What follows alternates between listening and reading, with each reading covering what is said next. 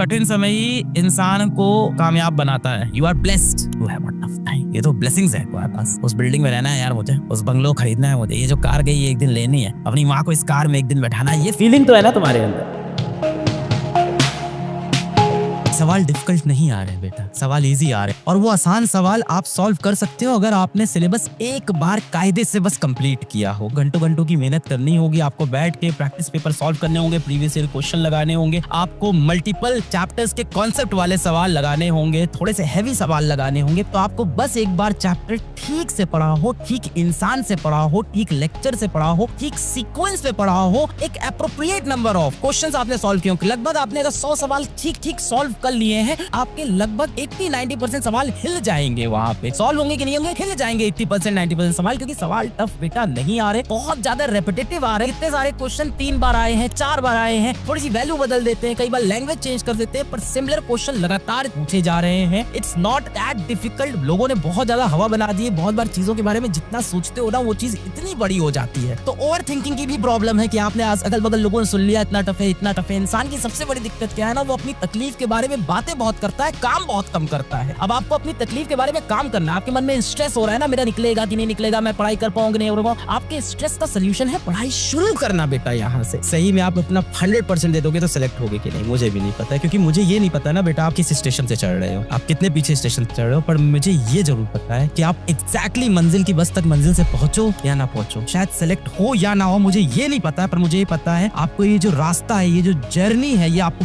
बहुत कुछ सिखाएगी बेटा। ये आपको डिसिप्लिन सिखाएगी, आपको ऑनेस्टी सिखाएगी, आपको गोल चीजिंग सिखाएगी, आपको लॉन्ग आवर कैसे बैठना है ये सिखाएगी, रिवीजन करने का तरीका सिखाएगी, स्ट्रेटजी सिखाएगी, खुद को कैसे मोटिवेट करना है सिखाएगी, सुबह टाइम पे उठना सिखाएगी, आपको ना जीवन जीने का तरीका सिखा देंगे ये दिन। कई बार फाइनेंशियल इश्यूज होते हैं, कई बार ऐसा होता है रिलेटिव्स घर में आके बैठे हैं, कई बार घर में कोई फंक्शन है, कहना नहीं चाहिए पर कई बार घर में ऐसा होता है कि माता पिता के बीच में बहुत झगड़े हो रहे हैं, इस टाइप के घर के माहौल, ये प्रैक्टिकल है हम इंडियन घर के अंदर। कई बार ऐसा होता है कि माता पिता में नहीं हो रहे हैं तो किसी और सदस्यों में घर के झगड़े हो रहे हैं, घर का माहौल खराब हो रहा है, पिटाई हो गई है बड़े भाई की, छोटे भाई की, छोटी बहन की, इस तरह की चीजें होती रहती है। घर का माहौल कई बार खराब होता है। कई बार ऐसा होता है कि 1-2 कमरे का घर है, उसमें किसी तरह से रह रहे हैं, पैसे की तंगी है, घर में लड़ाई झगड़ा भी मचा हुआ है और उसके अंदर पढ़ना पड़ता है। तो यार देखो, कठिन समय ही इंसान को कामयाब बनाता है। तो जो इंसान कठिन समय जीता है ना, वो तैयार हो जाता है हर परिस्थिति के लिए। और इसमें यदि तुम अपने लक्ष्य की तरफ बढ़ते चले गए तो तुम्हें यार कोई रोक नहीं सकता। फिर शायद ये तुम्हारा खराब समय है, और जो इंसान अपने खराब समय में डेडिकेशन से मेहनत कर ले गया तो सोचो अच्छे समय में तो क्या ही मचा देगा वो। तो खराब देखो, इंसान का जो टेस्ट होता है ना, व्यक्ति का जो टेस्ट होता है, जो परीक्षा होती है इंसान की, वो खराब समय में होती है। अच्छे समय में तो आज जैसे आज मैं अपनी बात करूँ तो इस रूम में लाइटनिंग है, बढ़िया स्मार्ट बोर्ड है, हाथ में मार्कर है, बढ़िया पढ़ा सकता हूँ। पर इंसान का असली टेस्ट कब होता है? इंसान का